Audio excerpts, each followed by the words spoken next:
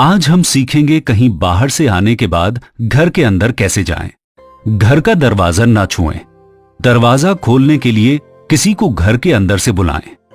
बाहर से लाया सारा सामान दरवाजे के पास या किसी अलग जगह पर रख दें। अब सीधे बाथरूम जाएं। हाथ और मुंह को 20 सेकंड तक साबुन से धोएं। अगर भीड़ भरी जगह पर गए हो तो कपड़ों को डिटर्जेंट घोल में डुबोकर अच्छे से नहा लें। बाहर वाली चप्पल भी साबुन से धो लें। जी हाँ, कोरोना का खतरा टला नहीं है, इसलिए हमें बाहर से घर के अंदर आने के नए नियम सीखने होंगे। सावधानी की आदतों के साथ जीना सीखना होगा। नए नियम अपनाएंगे, कोरोना को हर दिन हराएंगे। उत्तर प्रदेश सरकार द्वारा जनहित में जारी। प्यारे बच्चों, आज इकोनॉमिक्स स्टडी पॉइंट पर आप सभी का स्वागत है। और आज कक्षा 12 के अर्थशास्त्र के छात्रों के लिए मैं लेके आया हूँ उदासीनता वक्रों की सहायता से उपभोक्ता के संतुलन की व्याख्या। तो चलिए आइए शुरू करते हैं नया टॉपिक, उदासीनता वक्रों की सहायता से उपभोक्ता का संतुलन। नमस्कार साथियों, प्यारे बच्चों, जैसा कि पिछले दो वीडियो में, पहले वीडियो में हमने आपको उदासीनता वक्र, उदासीनता मानचित्र, इसका भली भांति अध्ययन कराया। और उसके बाद जो दूसरा हमारा वीडियो था उसमें हमने कीमत रेखा को बताया। कीमत रेखा अथवा बजट रेखा क्या होती है। तो बच्चों, मैं एक बार फिर से उदासीनता वक्र की आपको याद दिला देता हूं। उदासीनता वक्र ऐसी रेखा आइसोलेटेड कर्व बिंदु का एक ऐसा बिंदु पथ होता है जिसके प्रत्येक बिंदु पर उपभोक्ता को समान संतुष्टि प्राप्त होती है। याद आया होगा, जैसे ये ऐसी रेखा है, इस पर 3 बिंदु है, E, H, P। ऐसे ही ये IC2 रेखा है, इस पर 2 बिंदु लगा रखे मैंने, L, M। और एक नीचे ये IC1 रेखा है, IC1। इस रेखा पर भी मैंने 3 बिंदु लगा रखे हैं, N, S, M। ये जो एक रेखा के जो बिंदु होते हैं, जैसे ये L, N, P, E, H, एक ही उदासीनता वक्र के सभी बिंदुओं पर उपभोक्ता को समान संतुष्टि प्राप्त होती है। एक बार उदासीनता वक्र की हमने विशेषता आपको बताई थी। मूल बिंदु O से जो उदासीनता वक्र सबसे अधिक दूरी पर होती है, उस उदासीनता वक्र पर सबसे अधिक उपयोगिता प्राप्त होती है। जैसे मैं कहूं S बिंदु पर E बिंदु की तुलना में कम, अथवा S बिंदु से E बिंदु पर अधिक उपयोगिता प्राप्त हो रही है, और E बिंदु से L या M बिंदु पर अधिक उपयोगिता प्राप्त हो रही है, अधिक संतुष्टि प्राप्त हो रही है। उपयोगिता मतलब संतुष्टि। उपयोगिता विश्लेषण में, उदासीनता वक्र विश्लेषण एलन और हेक्स प्लेटो ने दिया है। इसमें हमें दृष्टिकोण के मापने की आवश्यकता नहीं पड़ती है। हमने आपको पहले बताया, क्योंकि दृष्टिकोण का मापन संभव ही नहीं है। संभव इसलिए नहीं है क्योंकि मनोवैज्ञानिक विचार है दृष्टिकोण। किसी व्यक्ति को किसी वस्तु के उपभोग से कितनी उपयोगिता प्राप्त हो रही है, वो उसको बता नहीं सकता। यही बात हमने आपको बताई थी उदासीन यानी कि दृष्टिकोण की बात में, दृष्टिकोण के लक्षण अथवा विशेषताएं। तो उसमें मैंने इसको स्पष्ट किया। आप क्रम से उनको पढ़ते चले जाएंगे, आपको सब समझ में आ जाएगा। इसके बाद ये बहुत सारी उदासीनता रेखा बना दी हमने। इसको हम एक ही आधार रेखा OX, OY पर जब बहुत अनेक, एक से अधिक उदासीनता वक्रों को एक साथ प्रस्तुत किया जाता है तो उसको उदासीनता मानचित्र कहते हैं। ये भी हमने बता दिया। अब इस वीडियो में ये सब तो नहीं बताया जाएगा, ये तो आपको अब पहले वीडियो आपको देखने पड़ेंगे, आप जाकर उनको देख सकते हैं। आज का जो हमारा टॉपिक है उदासीनता वक्रों की सहायता से उपभोक्ता के संतुलन की व्याख्या। तो चलिए इसको आज हम शुरू कर लेते हैं। उपभोक्ता अपनी दी हुई आय अथवा बजट से अधिकतम संतुष्टि अर्जित करना चाहता है। ये प्रत्येक उपभोक्ता का यानी कि लक्ष्य होता है, उद्देश्य होता है, ऑब्जेक्ट कह सकते हैं या गोल कह सकते हैं। उसका गोल क्या है? अधिकतम संतुष्टि प्राप्त करना। हम ये मान के चलते उपयोगिता विश्लेषण की जो मान्यताएं हैं, उदासीनता वक्र विश्लेषण की जो मान्यताएं हैं, जिसमें हम उपभोक्ता के संतुलन की व्याख्या हम जो कर रहे हैं, तो उसकी जो मान्यताएं हैं वो ये हैं उपभोक्ता के संतुलन की शर्तें अथवा मान्यताएं। तो इन मान्यताओं में पहली मान्यता है उपभोक्ता एक विवेकशील प्राणी है। विवेकशील है उपभोक्ता, विवेकशील है, वह अपनी दी हुई आय से अधिकतम संतुष्टि अर्जित करना चाहता है। सब चाहते, बजट है उसका दिया हुआ रहता है। मैंने बताया था पिछले टॉपिक में जो हम लेखा बता रहे थे, एन बराबर 20 रुपया, ये हमने वहां उसका बजट बताया था। ठीक है। दूसरी जो मान्यता है या शर्त है, उपभोक्ता की रुचियों के आधार पर उसका तटस्थता मानचित्र उसको मालूम है। मतलब इसको हम इस प्रकार से भी कर सकते हैं कि उदासीन यानी उपभोक्ता को अपना यानी कि उदासीनता मानचित्र या तटस्थता मानचित्र या अंतिमान मानचित्र या इसको कहें उसका जो प्रेफरेंस है वो उसको ज्ञान है। थर्ड बात क्या है? थर्ड मान्यता है इसकी, उपभोक्ता की आय दी हुई है। उपभोक्ता की आय दी हुई है जिसे वह दो वस्तुओं पर एक्स और वाई पर खर्च करता है। ये भी मान लेते हैं कि वो अपना सारा बजट व्यय कर देता है। उपभोक्ता को बाजार का ज्ञान है, अर्थात बाजार में जो कीमतें हैं एक्स और वाई की कीमतें, उसको ज्ञान है। और अंतिम इसकी जो मान्यता है, जो उपभोक्ता के लिए जो उपभोग करने वाली वस्तु है यानी एक्स और वाई, उसकी सभी इकाइयां समरूप है और विभाज्य है। विभाज्य का मतलब यह है कि वो जिस मात्रा में चाहे एक्स और वाई की कॉम्बिनेशन प्राप्त कर सकता है। तो यहाँ हमारी ये उपभोक्ता संतुलन की कुछ शर्तें थी। अगर एग्जाम में आ जाता है आप इनको लिख सकते हो।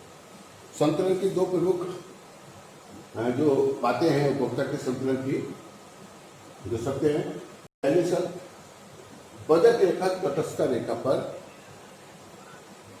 बजट रेखा तटस्थ नया शब्द है आपके लिए और इसका अर्थ यही है उदासीनता।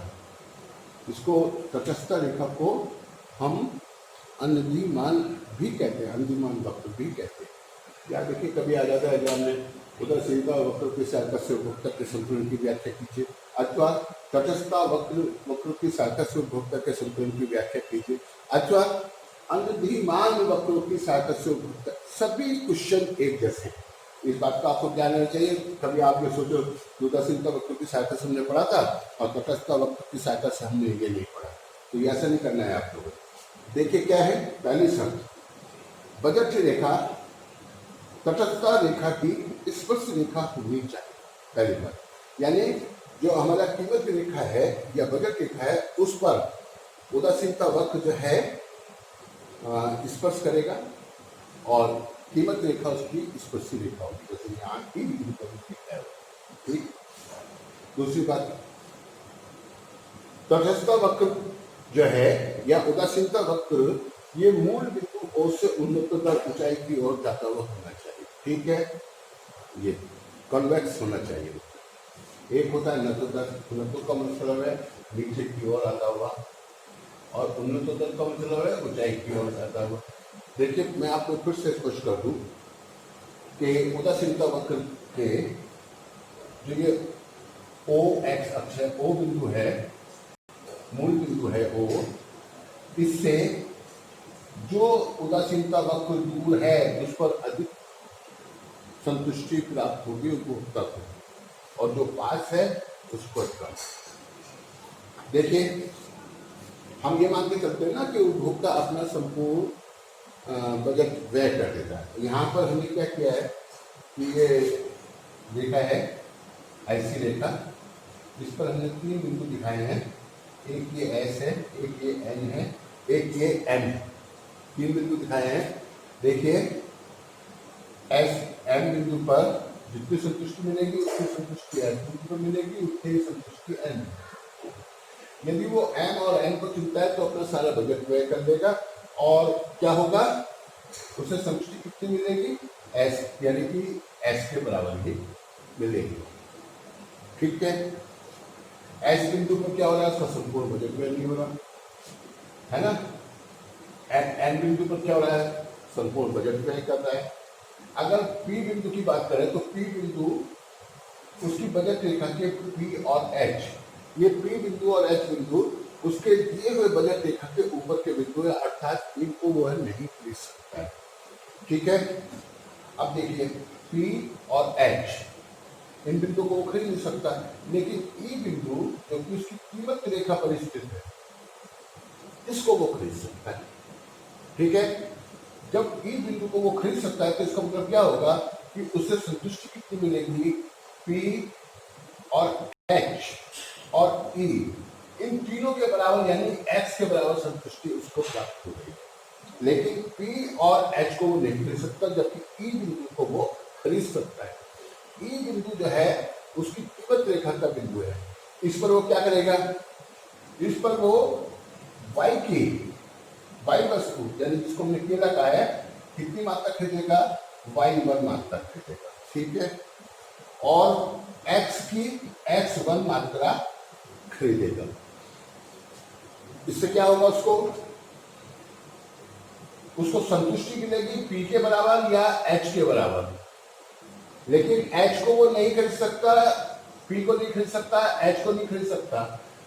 ई बिंदु जो है वो उसकी बजट रेखा का बिंदु है जिसको वो खरीद सकता है। ठीक है, तो ई बिंदु जो है उपभोक्ता का संतुलन बिंदु कहलाएगा। और यहां पर याद रखने वाली बात है, दोनों वस्तु यानी कि एक्स वस्तु वाई वस्तु, यहां पर दोनों वस्तुओं की सीमांत प्रतिस्थापन दर, मार्जिनल रेट ऑफ सब्स्टिट्यूशन, यानी x के लिए y की और y के लिए x की हम जो मात्रा का त्याग करते देखिए ये है, इस पर हम क्या कर रहे हैं, ये y2 मात्रा है और ये x2 मात्रा है। अगर हम y की इतनी मात्रा डेल्टा y इतनी मात्रा हम अधिक खरीदना चाहते हैं तो हमें क्या करना होता है, x की डेल्टा x मात्रा यानी यहां से लेके यहां तक इतनी मात्रा का y की इतनी मात्रा के लिए त्याग करना पड़ता है। ठीक है, तो y की त्याग ये जो है इसको हम कहेंगे marginal rate of substitution, x on y के लिए y अगर हम x की मात्रा देख ले रहे हैं तो y की इतनी मात्रा का त्याग करना पड़ेगा, यदि y की इतनी अधिक मात्रा खरीदना चाह रहे हैं तो x की इतनी मात्रा का त्याग करना पड़ेगा। यहाँ ई बिंदु पर क्या होना चाहिए, ई बिंदु पर दोनों वस्तुओं की सीमांत प्रतिस्थापन दर और दोनों वस्तुओं की कीमत का अनुपात यानी कीमत अनुपात Px1 upon Pxy, Px upon Py, दोनों वस्तुओं की कीमत का अनुपात और दोनों वस्तुओं की सीमांत प्रतिस्थापन दर इक्वल होनी चाहिए। यहाँ पे इस बिंदु है, ई बिंदु पर क्या है, यानी कि marginal rate of substitution x on y, तो ये जो है ये बराबर है किसके, Px अपॉन Py के।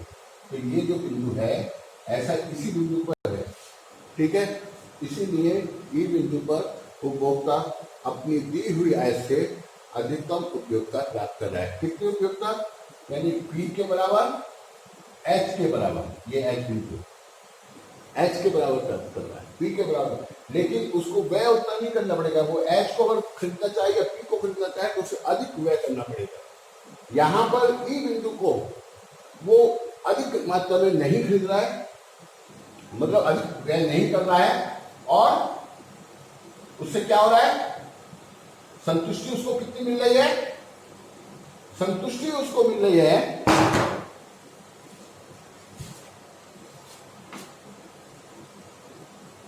संतुष्टि उसको एच पी ई तीनों बिंदुओं पर, इन तीनों बिंदुओं पर एक्स के बराबर प्राप्त होगी, यानी बराबर संतुष्टि प्राप्त हो रही है, ई पर भी, बी पर भी और एच पर भी। लेकिन ये दो बिंदु, ये वाला और ये वाला बिंदु, ये दोनों बिंदु उसकी दी हुई आय के बाहर है, अर्थात उसके बजट रेखा के बाहर है, वो खरीद ही नहीं सकता इन बिंदुओं को। ठीक है, कीमत रेखा पर जो बिंदु ई है इसको वो खरीद सकता है। ई बिंदु से खरीदे, ई बिंदु को खरीदने पर वो अपने दिए हुए संसाधनों से एक्स के बराबर संतुष्टि प्राप्त कर लेगा, जबकि पी बिंदु और एच बिंदु को खरीदने के लिए उसे और बजट की आवश्यकता पड़ेगी। तो हम कह सकते हैं ई बिंदु जिस पर उपभोक्ता संतुलन की स्थिति में पाया जाएगा या होगा, और ये इसी बिंदु पर उसकी सीमांत यानी marginal rate of substitution X on Y, ये बराबर होगा P X upon P Y. क्या समझ में आया? यानी सीमांत प्रतिस्थापन दर और दोनों वस्तुओं की कीमतों का अनुपात बराबर होगा। और वो कब होगा? जब बजट रेखा उदासीनता वक्र रेखा पर स्पर्श करेगी, यहाँ तक ये स्पर्श कर रहे हैं। ठीक है, तो यही है उपभोक्ता का संतुलन। प्रस्तुत रेखा चित्र में ओ एक्स अक्ष पर वस्तु x यानी सेब की मात्रा को तथा ओ वाई अक्ष पर वस्तु y अर्थात केले की मात्रा को प्रदर्शित किया गया है। K और L ये उपभोक्ता की कीमत रेखा है और IC रेखा है, IC1 रेखा है। IC1 रेखा पूर्व की यानी कि IC रेखा के ठीक नीचे है। इसका स्पष्ट मतलब है कि IC1 से IC रेखा पर उपभोक्ता को अधिक संतुष्टि प्राप्त होगी और IC रेखा मूल बिंदु O से उन्नतोत्तर है, ऊंचाई की ओर जाती हुई है। ठीक है, और इसीलिए E बिंदु पर उपभोक्ता संतुलन की अवस्था में है। तो ये इसी रेखा चित्र को आप लिखेंगे और यही कीमत रेखा पर उदासीनता वक्र रेखा स्पर्श करती है और ई बिंदु पर उपभोक्ता संतुलन की अवस्था में होता है, क्योंकि वो है अपने दिए हुए बजट से अधिकतम संतुष्टि प्राप्त कर लेता है। बच्चों समझ में आ गया होगा आपको? इसको आप लोग याद कर लीजिएगा। वो हमने कोने पर लिखा है marginal rate of substitution X on Y, ये बराबर होता है P X upon P Y, ये इसकी शर्त है। ठीक है, दोनों वस्तुओं की कीमत का अनुपात और उदासीनता वक्र का ढाल इक्वल होना चाहिए, बराबर होना चाहिए। अगर ऐसा होगा तो मार्जिनल रेट ऑफ सब्स्टिट्यूशन और दोनों वस्तुओं की कीमतों का अनुपात समान है। ठीक है, तो ये हमने आपको अच्छी तरह समझा दिया है। एग्जाम्स में 101% आएगा। थोड़ा हमें सुन के, थोड़ा किताब को पढ़ के अच्छी तैयारी कर लीजिए, बार बार तैयारी कर लीजिए ताकि आप एग्जाम में अच्छे से अच्छे नंबर ला सकें। ठीक है, ये हमारा टॉपिक कंप्लीट हो गया है। उदासीनता वक्र की सहायता से हम आपको फिर अगले टॉपिक में मिलेंगे। और आपसे मैंने बार बार कहा है कि कम से कम हमें भी बताते रहिए ताकि हमको उत्साह बना रहे, हम आपको बार बार नए नए वीडियो बना के भेजते रहें पढ़ाने के लिए। तो हमें लाइक भी करते रहो और सब्सक्राइब भी करते रहो। ठीक है, ओके, नमस्कार, बाय। आज हम सीखेंगे बाजार में पेमेंट करना। पेमेंट हमेशा पेमेंट ऐप जैसे कि भीम ऐप, गूगल पे, पेटीएम या अपने बैंक ऐप से ही करने की कोशिश करें। अगर दुकानदार को कैश दें तो जितने का सामान है उतने खुले पैसे दें। दुकानदार से खुले नोट या सिक्के ना लें, इनमें वायरस हो सकता है। अगर लेने पड़े तो उन्हें हाथ में ही रखें। और घर पहुंचते ही कागज के नोटों को टेबल पर रखकर किसी और से उस पर गर्म इस्त्री करवाएं। सिक्कों को 70% अल्कोहल वाले हैंड सैनिटाइजर या साबुन और पानी से धोएं। उसके बाद अपने हाथ भी साबुन से धो लें। जी हाँ, कोरोना का खतरा टला नहीं है, इसलिए हमें बाजार में लेन देन के नए नियम सीखने होंगे। सावधानी की आदतों के साथ जीना सीखना होगा। नए नियम अपनाएंगे, कोरोना को हर दिन हराएंगे। उत्तर प्रदेश सरकार द्वारा जनहित में जारी। आज हम सीखेंगे बाजार जाना। सबसे पहले नाक मुंह को मास्क या कपड़े से ढकें। प्लास्टिक की वही चप्पलें पहने जो आपने सिर्फ बाहर आने जाने के लिए रखी हैं। सामान लाने के लिए प्लास्टिक की बाल्टी और साथ में 70% अल्कोहल वाला छोटा सैनिटाइजर रख लें। अब घर से बाहर निकलें। बाहर अनावश्यक कुछ ना छुएं। बाजार में सबसे 6 फुट की दूरी बनाकर रखें। और हाँ, एटीएम इस्तेमाल करने से पहले एटीएम का कीबोर्ड सैनिटाइज करें। पैसा निकालकर कार्ड को भी सैनिटाइज करें। खरीदे हुए सामान को बाल्टी में डालकर घर लौटें। जी हाँ, कोरोना का खतरा टला नहीं है, इसलिए हमें बाजार जाने के नए नियम सीखने होंगे। सावधानी की आदतों के साथ जीना सीखना होगा। नए नियम अपनाएंगे, कोरोना को हर दिन हराएंगे। उत्तर प्रदेश सरकार द्वारा जनहित में जारी। आज हम सीखेंगे बाजार जाना। सबसे पहले नाक मुंह को मास्क या कपड़े से ढकें। प्लास्टिक की वही चप्पलें पहने जो आपने सिर्फ बाहर आने जाने के लिए रखी हैं। सामान लाने के लिए प्लास्टिक की बाल्टी और साथ में 70% अल्कोहल वाला छोटा सैनिटाइजर रख लें। अब घर से बाहर निकलें। बाहर अनावश्यक कुछ ना छुएं। बाजार में सबसे 6 फुट की दूरी बनाकर रखें। और हाँ, एटीएम इस्तेमाल करने से पहले एटीएम का कीबोर्ड सैनिटाइज करें। पैसा निकालकर कार्ड को भी सैनिटाइज करें। खरीदे हुए सामान को बाल्टी में डालकर घर लौटें। जी हाँ, कोरोना का खतरा टला नहीं है, इसलिए हमें बाजार जाने के नए नियम सीखने होंगे। सावधानी की आदतों के साथ जीना सीखना होगा। नए नियम अपनाएंगे, कोरोना को हर दिन हराएंगे। उत्तर प्रदेश सरकार द्वारा जनहित में जारी।